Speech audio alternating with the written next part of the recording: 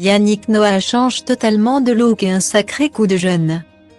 Il y a des moments où on a envie de tout couper et c'est exactement ce qu'il vient d'arriver à Yannick Noah.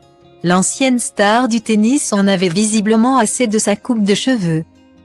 Alors il a décidé de passer un coup de tondeuse, comme il vient de le montrer sur son compte Instagram. Suivi par plus de 105 000 abonnés, le chanteur de 62 ans vient de publier un joli selfie de lui pour montrer le résultat et on peut dire que ça change. Sur la photo, le père de 5 enfants affiche un beau sourire et surtout un crâne rasé de près. Un changement qui semble bien lui plaire, même si la nostalgie de sa coupe de cheveux afro est bien présente dans son esprit. Sur la même publication, il a d'ailleurs mis une photo de lui plus jeune, certainement à l'époque de ses débuts en tant que tennisman, où il arborait une superbe coupe afro. Bon dimanche, écrit-il simplement en commentaire en ajoutant quelques hashtags, afro coupe Melba après avant. Un changement radical qui semble beaucoup plaire à ses fans, qui n'hésitent pas à le féliciter pour l'audace en commentaire. La super classe! Ça te va trop bien grand frère, ça te rajeunit drôlement. Le gars vient de perdre 10 ans, grâce à une nouvelle coupe de cheveux ou encore incroyable le changement. Je lui donne 50 ans, et encore plus beau, les abonnés sont tout dithyrambiques.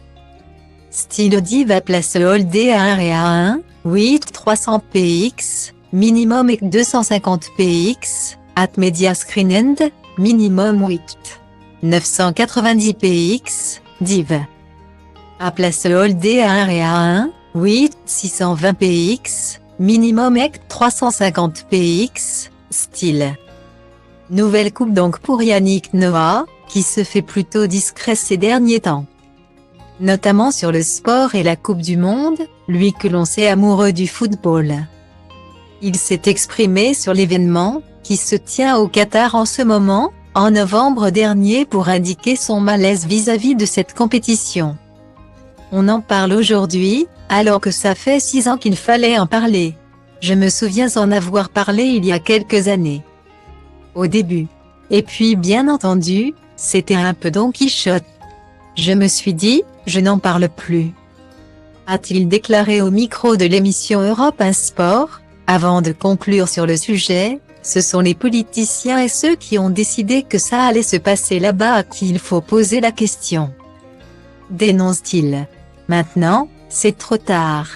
On va regarder ou pas la télé, chacun fait ce qu'il veut. Guillemets.